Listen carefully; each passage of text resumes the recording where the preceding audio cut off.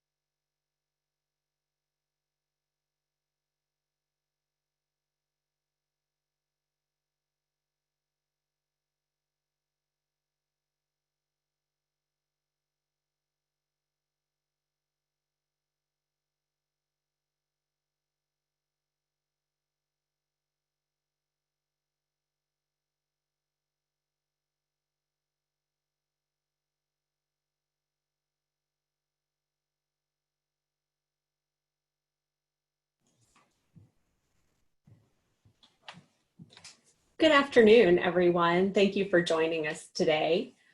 I'd like to welcome you to our virtual information session for the Pocosin Lakes National Wildlife Refuge Draft Water Management Plan and Environmental Assessment. I'm Rebecca Martin. I'm the project leader for the Coastal North Carolina National Wildlife Refuge Complex, which includes 9 national wildlife refuges in eastern North Carolina, including Pocosin Lakes National Wildlife Refuge. Before we get started, I want to walk through how to communicate with us during this webinar. Your cameras and mic controls will be restricted during this meeting. In other words, I cannot see or hear you, but you can see the presentation and hear me. Following the presentation, we will hold a question and answer session. We will not be accepting public comments on the content of the draft plan during this information session. Comments must be submitted in writing using the methods I'll describe at the end of this session to ensure that your comments on the plan are captured completely and accurately. As I said, during the presentation, I will provide information on how you can submit public comments in writing on the draft plan. Finally, I want to let you know that these webinars are being recorded so that they can be posted on our website. We hope this will be helpful to anyone who wants to revisit the presentation or watch later if unable to participate in the webinar at the scheduled times. During today's session, we will review our planning process to date, describe the draft water management plan and alternatives, explain the methods for providing your comments on the plan, and answer questions that you may have. I'm joined today by several other staff members of the Fish and Wildlife Service. Howard Phillips is the refuge manager for Pocosin Lakes National Wildlife Refuge. Sarah Ward is an ecologist with the Raleigh Ecological Services Office. Howard and Sarah will join me in responding to questions during the question and answer portion of the session.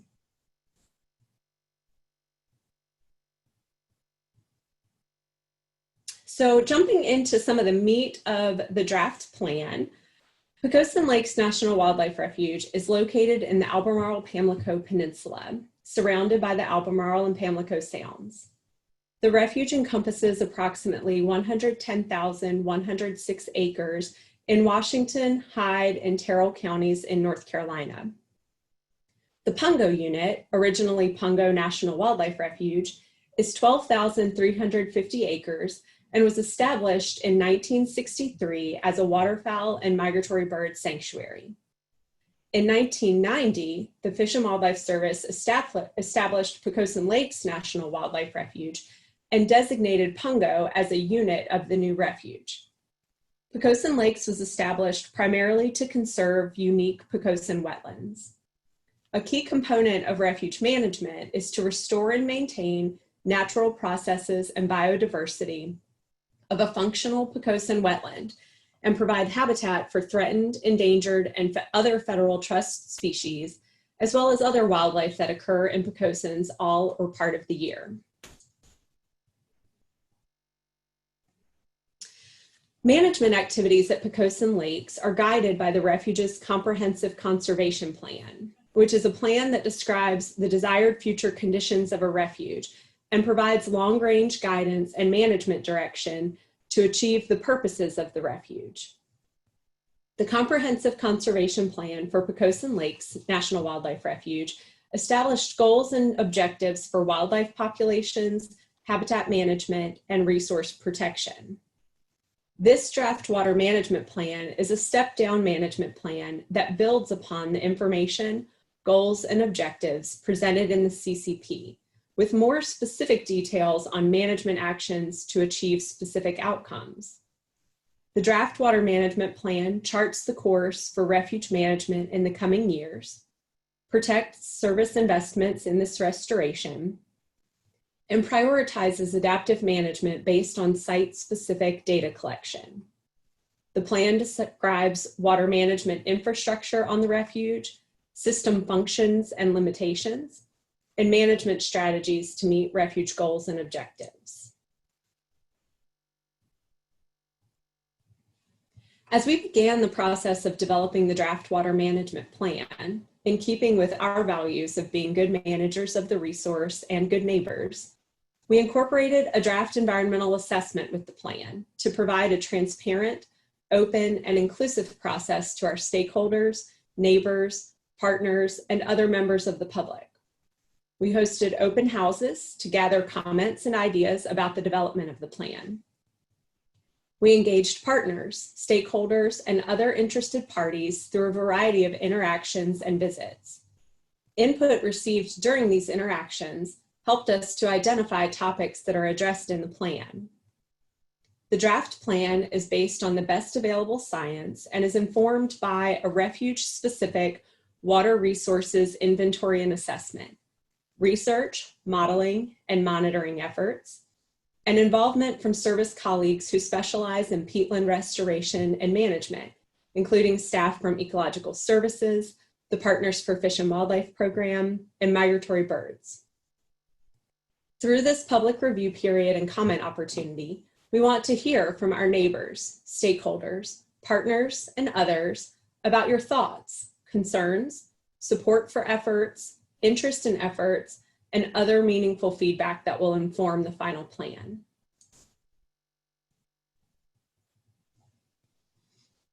Overall, habitat management at Pocosin Lakes is greatly influenced by two things: fire and water.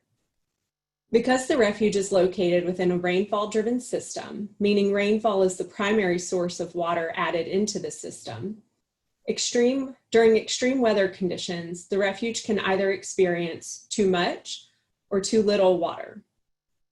Too much rain leads to surface runoff, called sheet flow, and potentially flooding issues. Too little water can lead to drought conditions, making the landscape more susceptible to large, habitat-destroying wildfire. A water supply is critical to containing and controlling fire. Therefore, water management is the most critical management need at the refuge. For the purposes of this plan, the refuge is described in 3 management zones: managed waterfowl habitat, highly altered peatlands, and minimally altered peatlands. Managed waterfowl habitat, shown on this map in yellow, includes Pungo Lake and part of New Lake, croplands, and moist soil and forested wetland impoundments, which total approximately 8,300 acres of the refuge. All managed waterfowl habitat, except for New Lake, is located on the Pungo unit of the refuge. Highly altered peatlands, shown here in pink, include those wetlands areas where the land was heavily ditched and drained prior to the establishment of the refuge. To date, the refuge has restored the hydrology on over 37,000 acres of highly altered peatlands. Minimally altered peatlands, shown here in green, comprise most of the remainder of the refuge. About half of the refuge is minimally altered. Generally, there is limited or no water management capability in the minimally altered peatlands. The services management approach will vary within the three distinct zones I just described: managed waterfowl habitat, highly altered peatlands, and minimally altered peatlands. The draft water management plan establishes 4 primary water management goals for the 3 management zones. The 4th goal, related to fire management, cross-cuts all 3 zones. Goal 1, manage water resources to provide optimal wintering waterfowl habitat. Goal 2, restore, manage, maintain, and protect hydrologically altered peatlands. Goal 3, maintain and protect minimally altered peatlands. And goal 4, enhance fire management capabilities.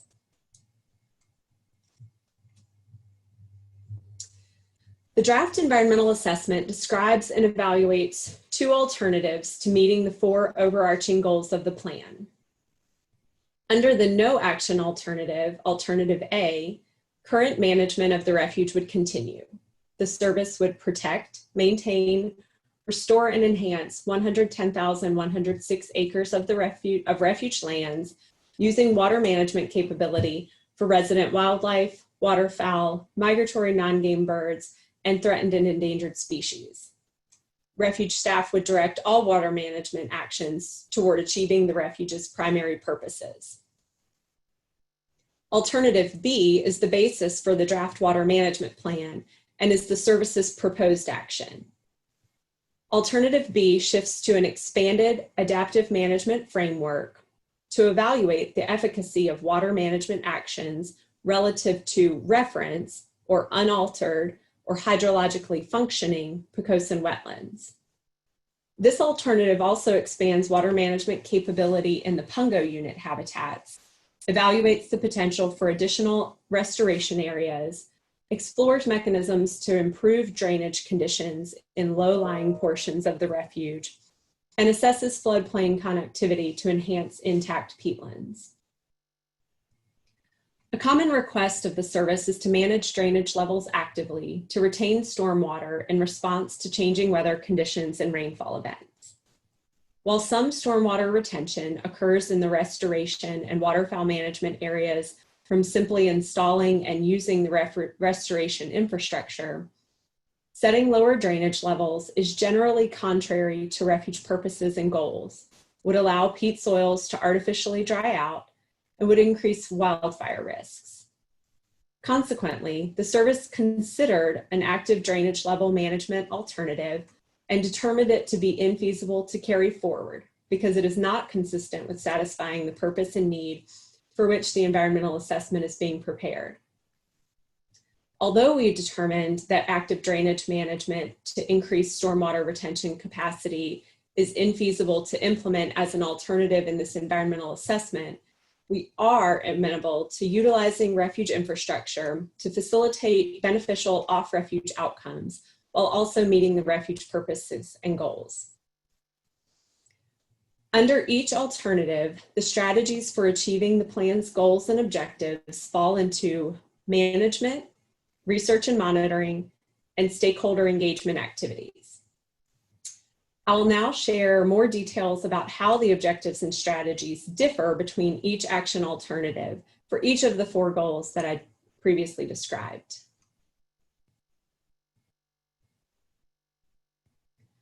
Under Goal 1 in Alternative A, the refuge would continue to manage cropland through cooperative farming agreements with local farmers, manage water on moist soil impoundments, and manage water to provide seasonally flooded forested wetland habitat.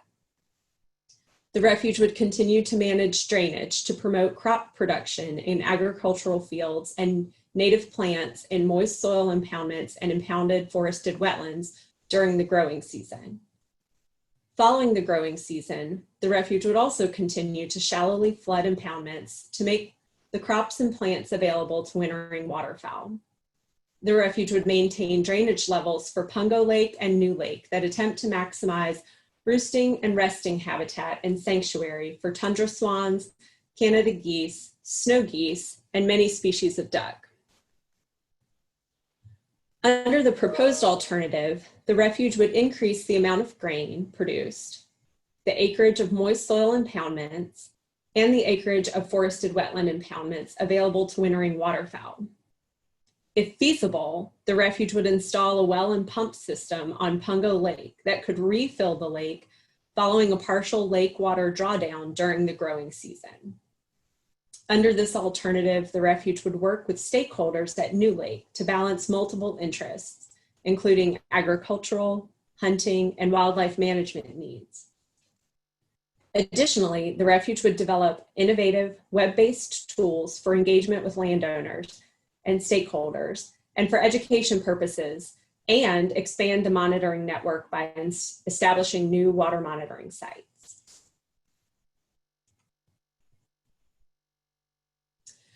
The goal of water or drainage management in the highly altered peatland areas of the refuge is to reverse, to the extent possible without causing negative impacts to adjacent lands, excessive drying of the peat soil via the ditch system, to prevent catastrophic wildfire, and to reestablish Pocosin wetland hydrologic characteristics and vegetation.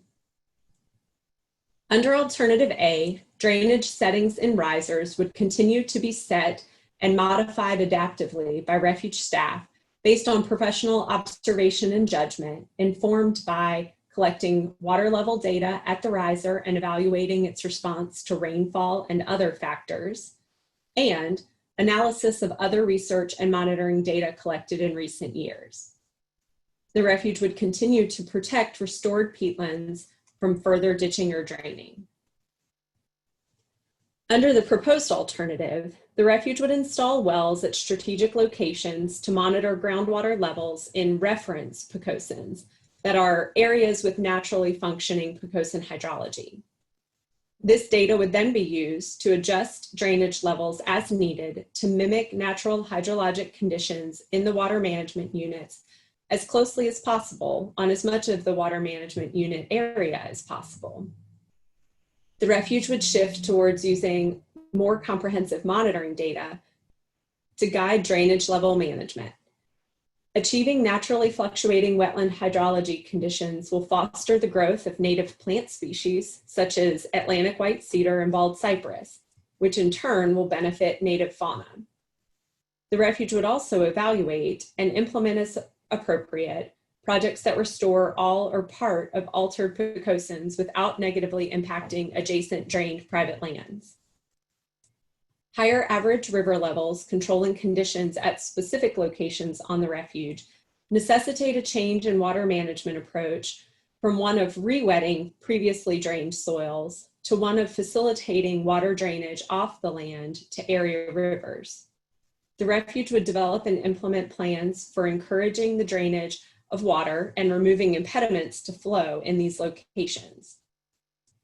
Under this alternative, the refuge would evaluate opportunities to establish new plantings of Atlantic white cedar and bald cypress in appropriate locations, and expand the monitoring network by establishing new ground and surface water monitoring sites.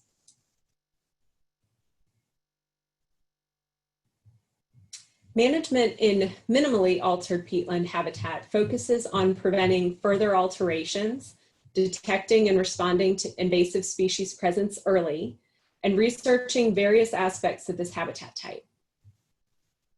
Under Alternative A and Goal 3, the refuge would continue to protect these areas from any further ditching or draining, while, to the extent practicable, maintaining most of the current roads for access.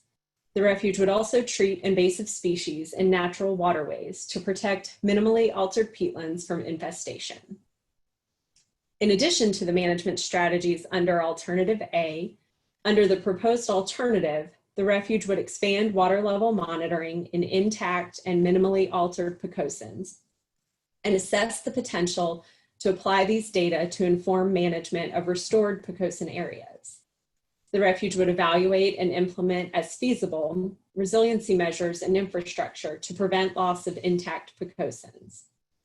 Under this alternative, the refuge would expand the monitoring network by establishing new ground and surface water monitoring and assess floodplain connectivity to enhance intact peatlands. Under Alternative A and Goal 4, the refuge would continue to use any available water to contain or extinguish a wildfire at the smallest acreage possible, and to adapt water management strategies to prevent all or most ground fire during burning operations. In addition to the management activities described under Alternative A, under the proposed alternative, the refuge would expand soil moisture, estimated smoldering potential, and water level monitoring, and expand research on habitat response to wildfire.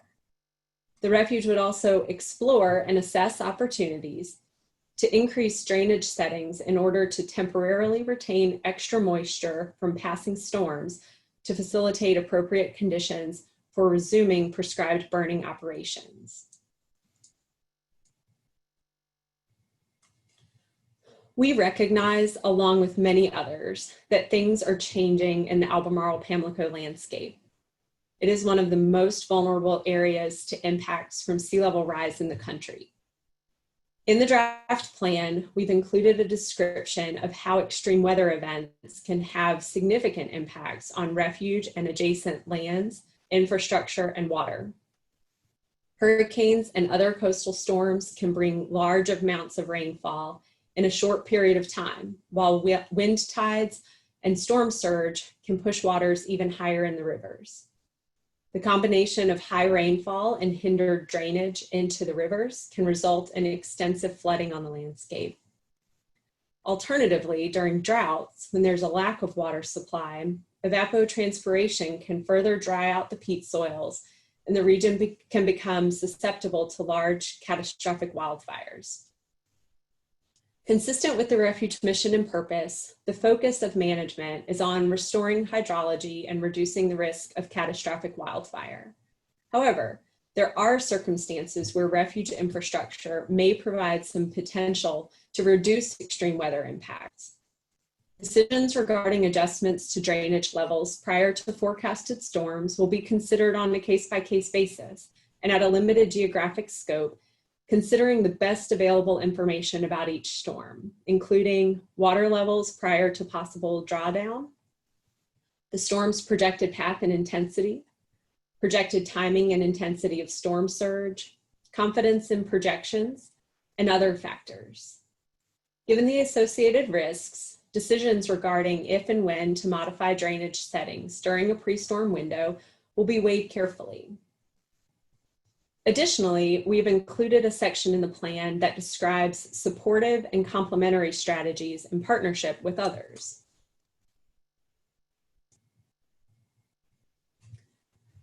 Given the interconnectedness of the drainage network, these supportive and complementary strategies aim to broaden the understanding of water movement on the landscape, identify barriers to water movement or other issues across the landscape, and identify opportunities for incentive programs and other possible solutions for addressing barriers and issues identified.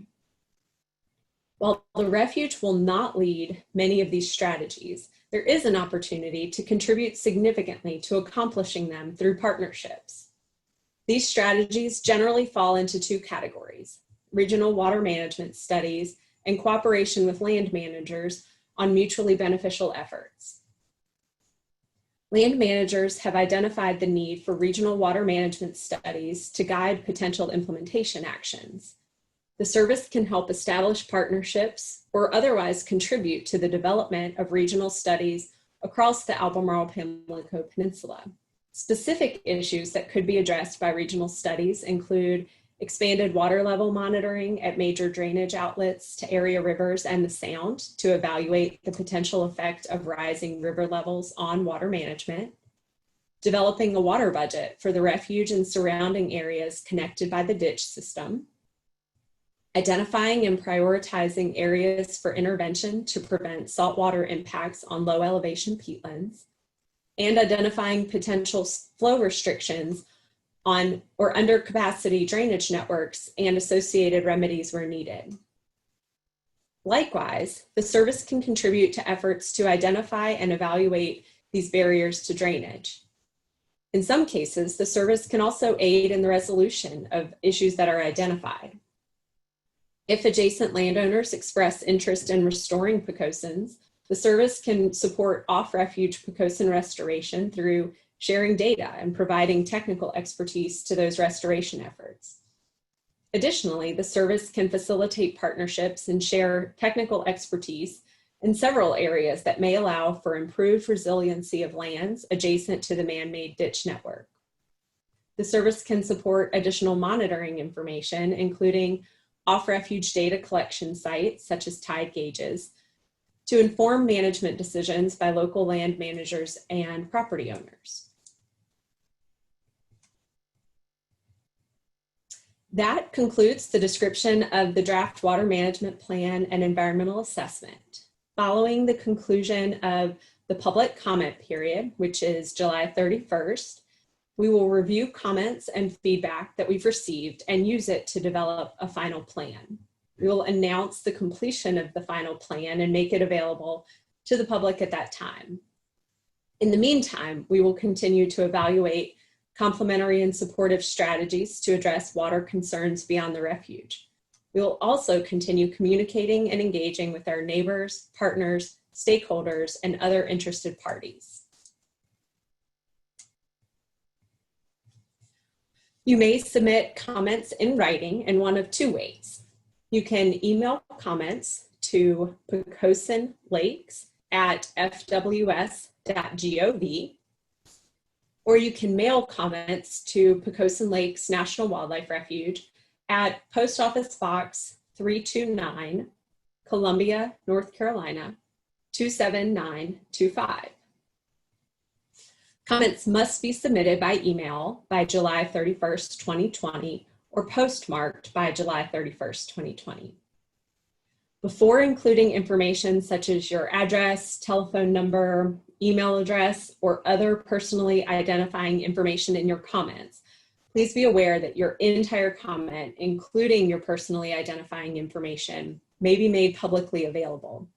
While you can request in your comments to withhold your personal information from public review, we cannot guarantee that we will be able to do so. We are now going to move into the question and answer portion of the session. Given the limited time for questions and answers during this webinar, please focus your questions as much as possible to the content of the draft plan and environmental assessment. Please remember that we are not accepting comments during this webinar to ensure that your thoughts and comments are completely and accurately captured in your own words. Comments that you have related to the substance of the analysis and the alternatives should be submitted as written comments so that we can fully consider and respond to them in the final decision document. Thank you very much for your time today and your attention to the presentation portion of the session. Now I will turn it over to Amanda to begin the question and answer session. Thank you, Rebecca. Hello, everyone. My name is Amanda Biederman, and I will be your moderator for the Q&A session. Again, thank you for participating in this webinar. And as Rebecca just said, the service will not be accepting public comments on the content of the draft plan during this Q&A session, just questions. If we do not get the opportunity to respond to your question during this session, you can email your question to the email listed on the previous slide. And so we're now going to begin our question and answer session. I will first go over instructions for how to submit a question using the chat function if you are using the Zoom web platform or Zoom app. After we have gone through questions submitted via the Zoom web platform or Zoom app chat feature, we will move on to participants calling in over the phone, so please stay tuned for those instructions. So at this time, if you have a question and you are using the Zoom web platform or Zoom app, please go ahead and click on the chat icon at the bottom of your Zoom screen. So if you hover your mouse over the bottom of your Zoom screen, that chat icon should appear. And so you can type your question in the chat box and please send it to the host of the meeting, Teresa Ansell. I will then read the question aloud for all participants to hear, and a Fish and Wildlife Service staff member will respond to your question aloud. We will try to answer your questions in the order that they are received. Please note that there may be a pause between asking your question and a Fish and Wildlife Service staff member answering your question. Okay, so we'll see if we have any questions that anybody wants to submit, and we'll just give people a few minutes to send those to Teresa Ansell. So again, if you have a question at this time, please feel free to use that chat feature and send it to her.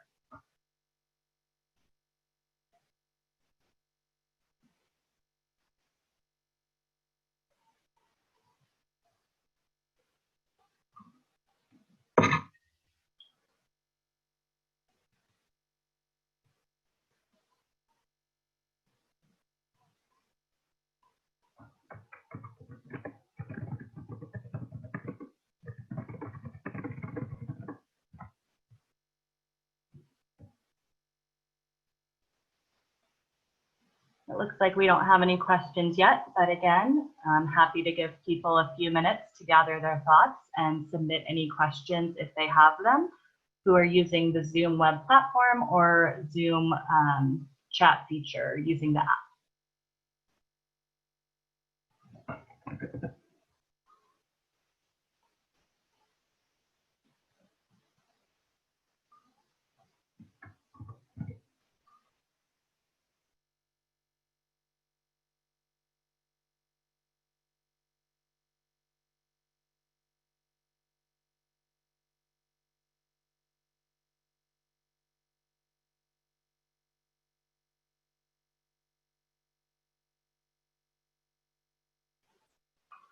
All right, so it looks like we have our first question from our participants.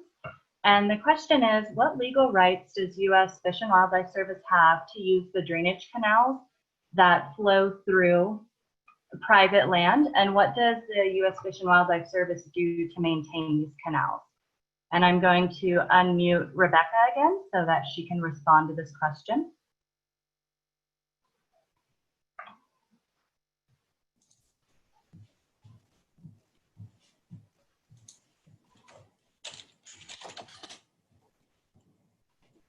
Okay, let's see. Amanda, am I unmuted now? Yes, you are. Okay, great. Thank you. We've definitely had a lot of discussions about drainage rights in North Carolina, and we maintain canals on Refuge. We do not maintain private canals, but we do oversee the canals that exist on Refuge that were established prior to Refuge establishment.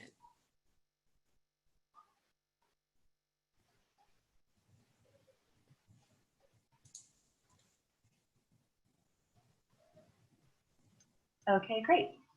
And so we can move on to question 2. And our second question is, under alternative B, how do landowners know that their interests will be heard and incorporated? In the current management plan, often landowners are not heard.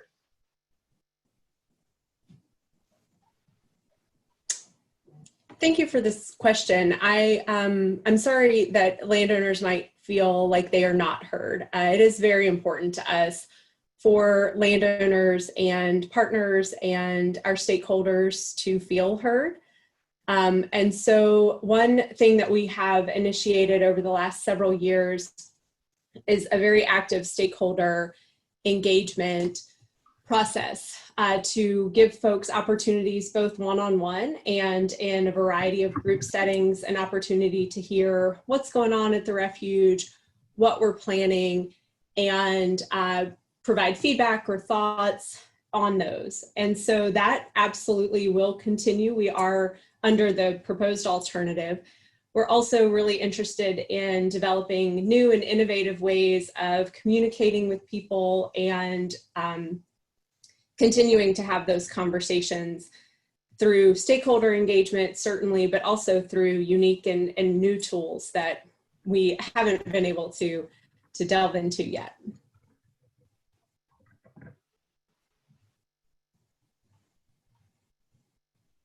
Okay, great. Thank you, Rebecca, for that. And so we'll move on to question 3. Let me just go to it. Okay, so question 3 is, what kind of hydrology studies have been conducted to determine the flows through these canals for each alternative? And I'm going to unmute Sarah Ward from the U.S. Fish and Wildlife Service as well, so that she can chime in on this.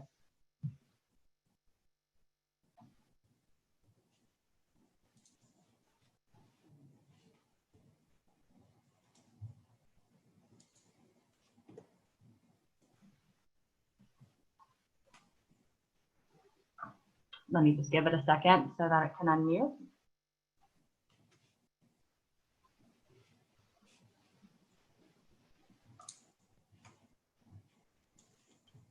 Rebecca, in the meantime, do you want to chime in on that while okay, there we go. Sarah is now unmuted. Sorry. No problem. Thank you for that question. Yes, there have been several hydrology studies done on the refuge to inform our understanding of the drainage in the canals and how the alternatives might be affected by that. Initially, there was a hydrology study done in the early 90s. We've since that time, with the benefit of better topography information and detailed LiDAR, have done some hydrology studies on the refuge, particularly focused most recently on the zone that's that altered Pocosin that Rebecca mentioned, that helps us inform that. And then also additional hydrology study work has come out of a more recent demonstration effort that we've been doing as an outcome of a stakeholder group discussion. It was recommended that we consider some weir reconfigurations, and so there's been some additional study around that that helps inform those drainage alternatives as well. So, and I also would encourage folks to look at the water resource inventory assessment that is on our website as well. That has a lot of that more detailed information about the scope of the modeling and data collection effort that's been done to date. Great, thank you, Sarah. And I think we have a follow-up to question 3 as well. And that question is, what kind of hydrology studies have been conducted to determine the flows through canals used by farmers under each alternative?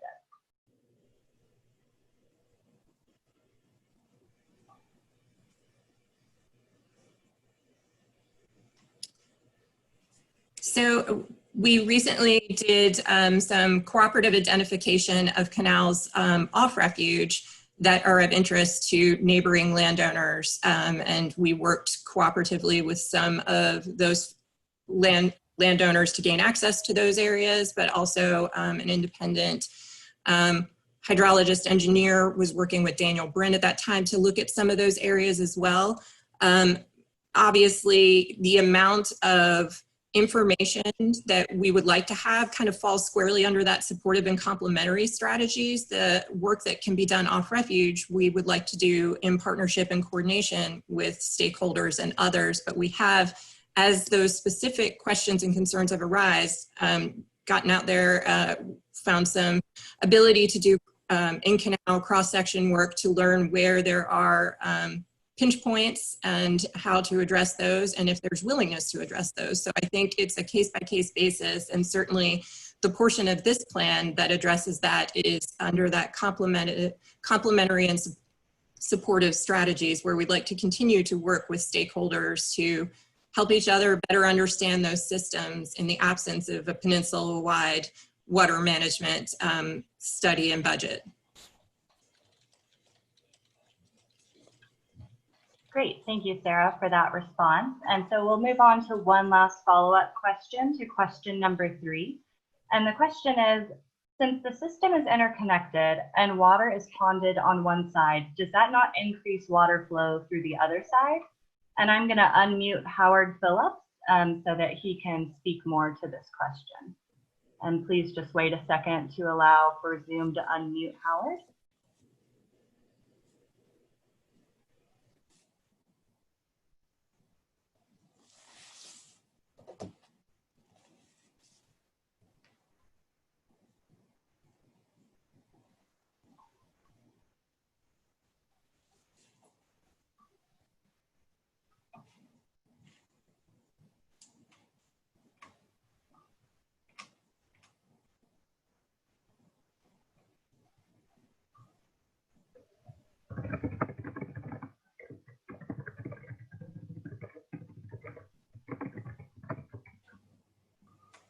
And just hold for 1 second more.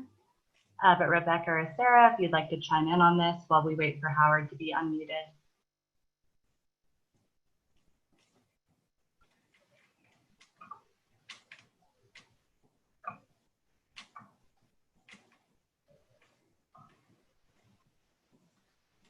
Okay, Howard, you're now unmuted.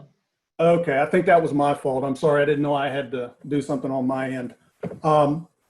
Yeah, a lot of these questions are interrelated in terms of connectivity or the drainage systems being all connected together.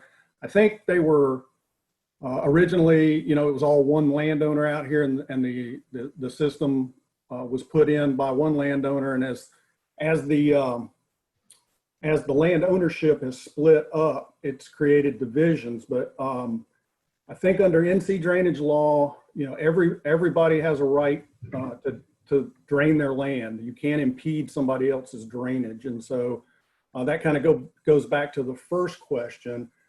As far as the interconnected and water being ponded on one side, it's not really ponded. What our attempt is here is to re-wet the peat soil, but we're working on a slope so that when you're doing that and you can only manage on, you know, around a 1 foot change in elevation, you're going to have more water on the low end than you are on the high end. So what we're really trying to do is hit the sweet spot in the middle where we have those hydrologic conditions that are more natural. But an artifact of working on a slope like that is on the low end, when you've got high amounts of rainfall like we've seen in recent years, you're going to have some ponding there until you go back to a more normal rainfall situation.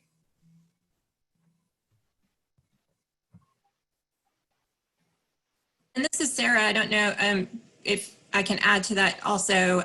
You know, I think one of the other things that we've been working over the last couple of years now with our stakeholders as part of a stakeholder discussion is really how we can look at ways that the interconnectedness of our drainage network can actually be put to use to benefit neighboring landowners and improve those the flow off the refuge, particularly after some of the storm events. And so an idea that was brought to us by adjacent land managers was to really look at trying to stage the water with a weir demonstration where we're essentially trying to use the landscape to hold the water slightly longer. Obviously, when it rains, water has to run downhill eventually, but if there's any way we could use the landscape to hold it temporarily to allow downstream areas to recover, and then dampen those peak flows. And so we've been doing a demonstration study with Chris Bass Engineering on the refuge. And the first phase of that was promising enough that that stakeholder group met,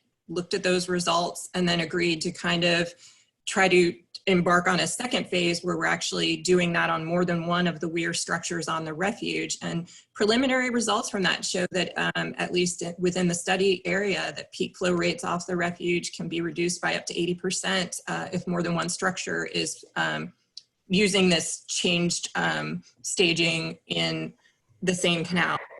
We're optimistic about that. We really appreciate those conversations and appreciate the opportunity to work with folks on trying to find some of those win-win solutions.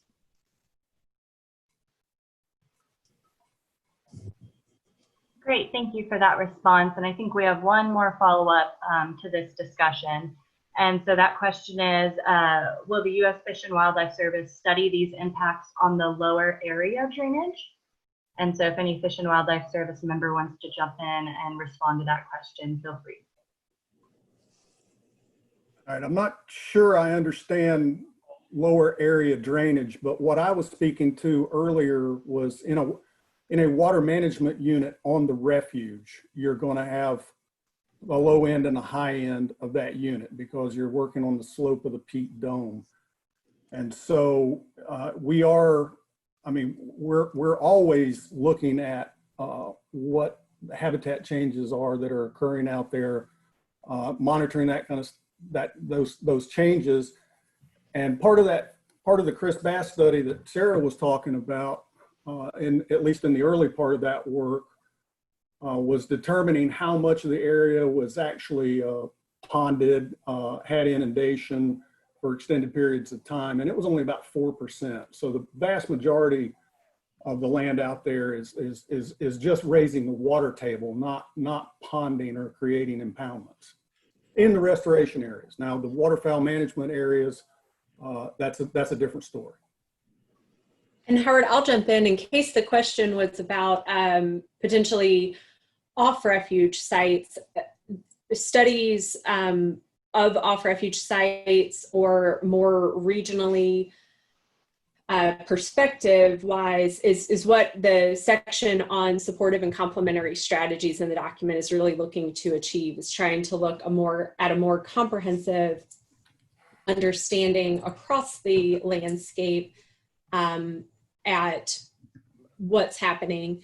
And we have funded water level gauges off refuge. Sarah could talk more about those and where they are. We use them. They're publicly available for folks to access.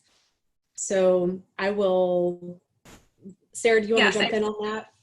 Sure, I'm happy to. So that's, we in partnership with the North Carolina Department of Emergency Management have provided funding for several long-term real-time data collection stations that help inform what the river levels are doing downstream of the refuge and the drainage ditches, in part because those conversations that we've had with our neighbors indicate that we're all connected, but everything only drains as well as the rivers will allow. So we've funded some of those stations to get a better understanding of how the rivers are influencing the drainage network. Those are available on the Flood Inundation Mapping and Alert Network website. So it's fiman.nc.gov. And you can zoom into the locations downstream of the refuge and adjacent to those private lands. We've also worked with our partners at the U.S. Geological Survey to install real-time water level wells within the refuge boundary, which help us all, not just the federal land managers, but our neighbors as well, to understand where the water table is. As Howard mentioned, only 4% of the refuge, and that's largely the canals, are represented by standing water. For the vast majority of the landscape, the water table is below the ground surface, and those well locations give us a sense of how the system reacts after storm events and things like that. So I encourage folks to take a look at that. The USGS well data can be found online at nc.water.usgs.gov/realtime, and you can zoom into the Pocosin Lakes Refuge and see those stations. Great, thank you so much all for those responses. And so we're going to move on from that questions discussion and move back to a question. And so this question 4 is on New Lake. Proposal B indicates increasing the habitat for roosting. Has analysis been performed to evaluate how much habitat raising the lake level would create? And how do you balance a minimal increase in habitat to the substantial impact that would have on existing landowners?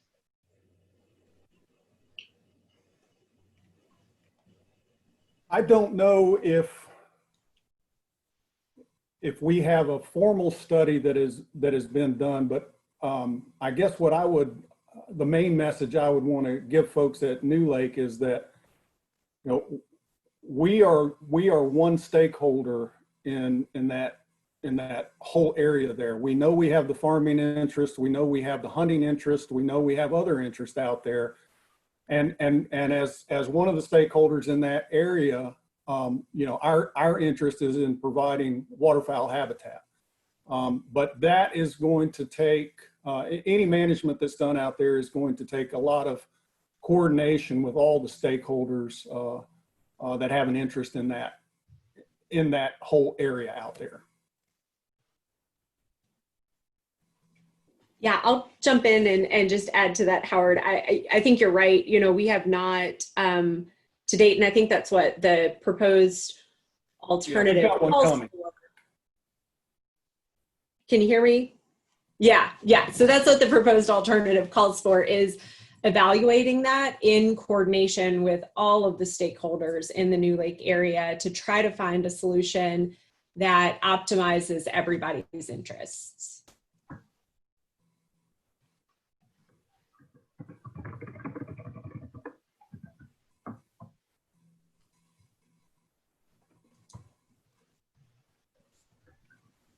Okay, and so we're going to go back, if we're finished up with that discussion, and we're going to go back to the previous discussion for another follow-up question.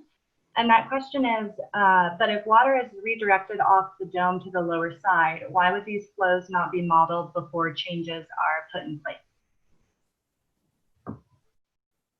I'd be happy to speak to that. I think I attempted to before, but I'll add some additional details to that. So there has been modeling done about the water flow in the drainage canals, and on more than one occasion, particularly within the portion of the refuge that is most highly altered. And that modeling informed the design of the restoration strategy that's been put in place over the past decade. So that 37,000 acres of restored peatlands that Rebecca referenced in her presentation is a result of the design and the input from that initial modeling. We have repeated modeling on the most significantly formerly drained portions of the refuge to have a better understanding with newer data from higher resolution LiDAR information.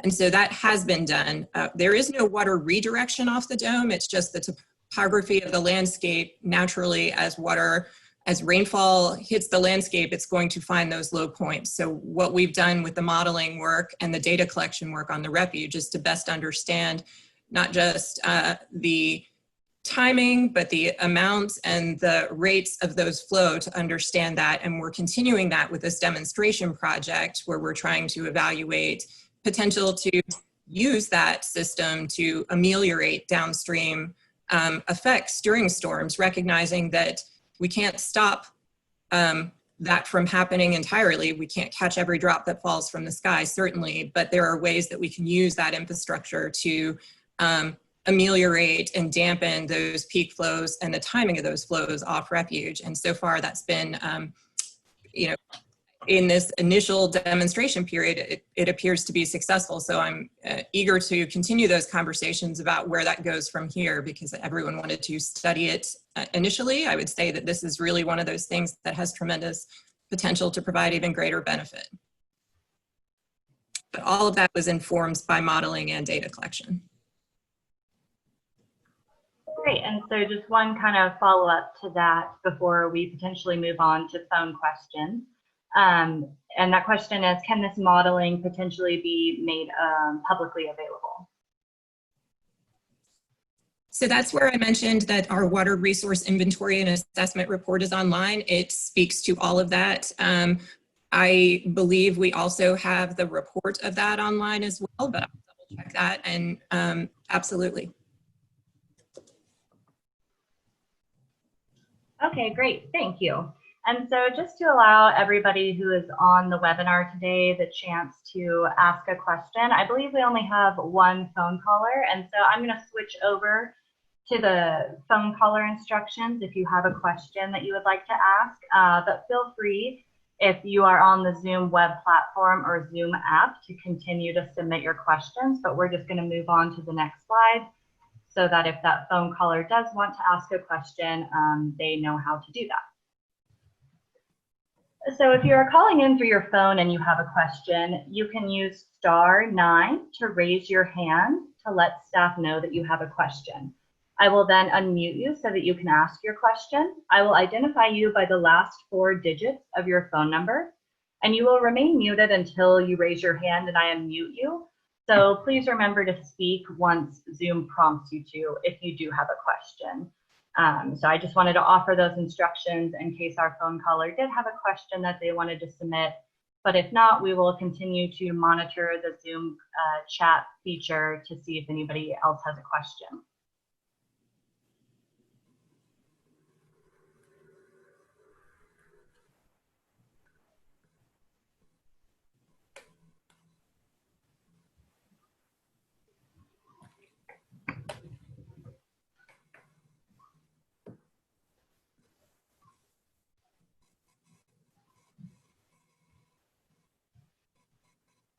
So it looks like we don't have any raised hand from our phone callers.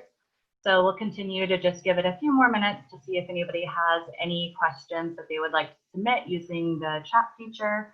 We'll just give it a couple more minutes.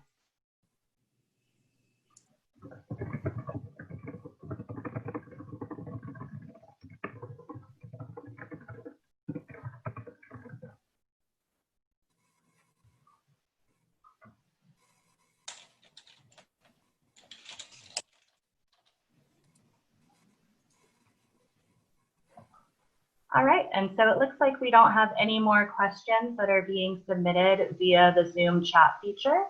And so we're now going to move on from the question and answer session. But again, if you do have a question that you feel was not answered during today's webinar session, please feel free to submit it to the email address that was mentioned on a previous slide.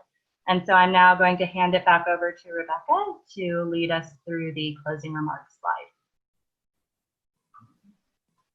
Thank you, Amanda. Thank you, everyone, for joining today, for your time and attention and for great questions. I look forward very much to seeing comments that we receive on the draft plan because we want the final plan to be an incredibly strong document that will guide refuge management in the future. We will post the questions and answers from today's session on our website along with a recording of the webinar. As Amanda said, if you think of a question later or had a question that you didn't get to submit, please feel free to do that to pocosinlakes@fws.gov. And we'll be communicating lots of updates on the project as we move forward, but you can always visit our website there to see updates, live updates as they go live on the website moving forward. So in closing, I just again thank everybody for your time and I wish you well. Hope you have a good rest of your day. Thank you.